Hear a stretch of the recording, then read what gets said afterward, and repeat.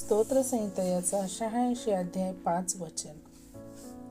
हे प्रभू, तू उत्तम व क्षमाशील आहेस आणि तुझा धावा करणाऱ्या सर्वांवर विपुल दया करणारा आहेस. यस, आमेन. जय ख्रिस्त सर्वांना.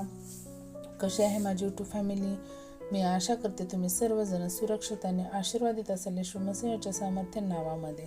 तर आजच्या सुंदर दिवसासाठी परमेश्वराने आपल्याला किती अद्भुत असं वचन दिलेलं आहे माझ्या बहीण भावांनो, की परमेश्वराचं वचन इथे आपल्याला काय सांगत आहे की हे प्रभू, तू उत्तम व क्षमाशील आहेस आणि तुझा धावा करणाऱ्या सर्वांवर विपुल दया करणारा आहेस. यस, आमेन. होय, आपला जो प्रभू परमेश्वर आहे तो काय आहे? उत्तम आहे आणि क्षमाशील आहे. होय, जेव्हा प्रभू येशू ख्रिस्त ह्या जगात आले तेव्हा त्यांनी काय केलं? सर्वांना क्षमा केली.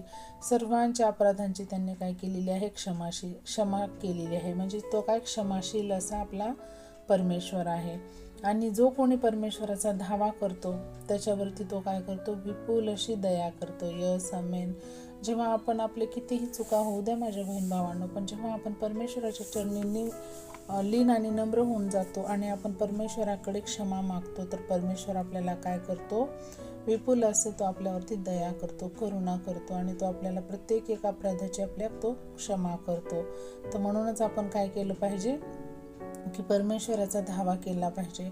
आपल्याकडनं जे कळत नकळत झालेले आपण चुकाची क्षमा मागून तिथून आपण आपलं मन वळवणं महत्त्वाचं आहे, मन फिरवणं महत्त्वाचं आहे माझ्या बहीण भावांनो, कारण तो क्षमाशील आहे. जेवढाच परमेश्वर आपला क्षमाशील आहे तेवढाच तो काय आहे? राग सुद्धा देवबापाला येतो. जेव्हा आपण वारंवार त्याच चुका जर करत राहू तर परमेश्वर हा काय आहे? तिथे आपल्याला परमेश्वराचा क्रोध सुद्धा आपल्याला सहन करावा लागतो. म्हणूनच आपण परमेश्वराच्या दये आणि करुणेवरतीच आपण जगलं पाहिजे, कारण तो आपल्यावरती खूप प्रीती करतो आणि आपण त्याला कधीही छळलं नाही पाहिजे.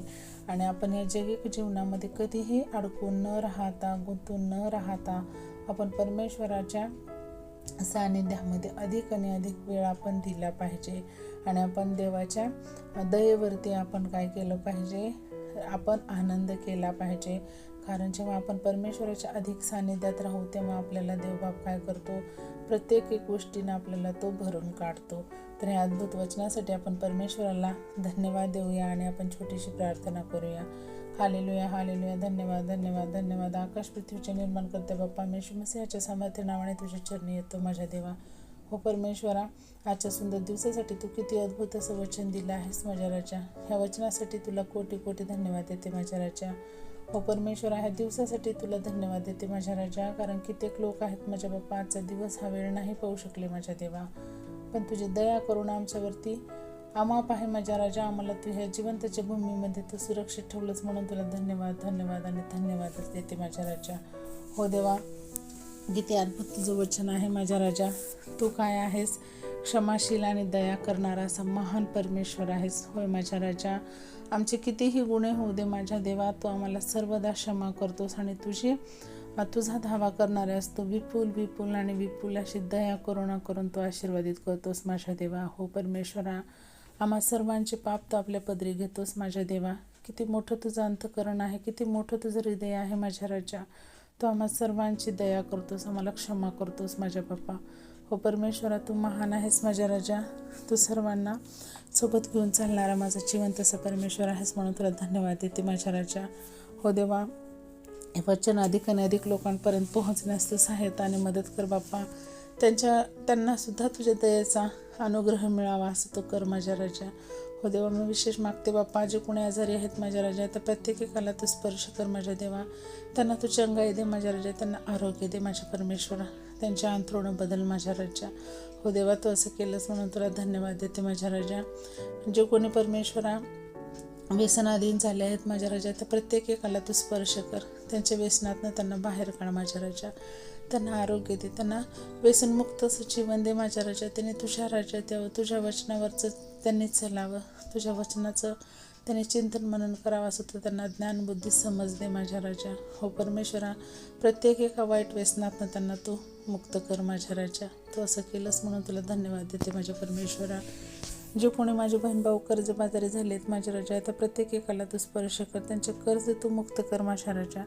त्यांचे मार्ग तू खोल माझ्या परमेश्वरा. जे काही त्यांच्या जीवनात रुकावट अडचणी आहेत माझ्या बाप्पा, त्याच्यातनं त्यांना तू बाहेर काढ माझ्या राजा. आणि त्यांना एक आनंददायी जीवन जगण्यास तू सहाय्यताने मदत कर माझ्या परमेश्वरा. तू असं केलंस म्हणून तुला कोटी कोटी धन्यवाद देते माझ्या परमेश्वरा. ज्या कोणाकडे नोकऱ्या नाहीत माझ्या राजा, जे कोणाचे बिझनेस लॉसमध्ये जात आहेत माझ्या राजा, तर प्रत्येक एकाला तू स्पर्श कर माझ्या राजा. तुझी दया करुणा त्यांच्यावरती उंडेल माझ्या परमेश्वरा. त्यांच्या योग्यतेप्रमाणे त्यांना योग्य असा जॉब देऊन तू ब्लेस कर माझ्या राजा. त्यांच्या कामामध्ये, त्यांच्या व्यवसायात त्यांना बरकत येऊ दे माझ्या राजा.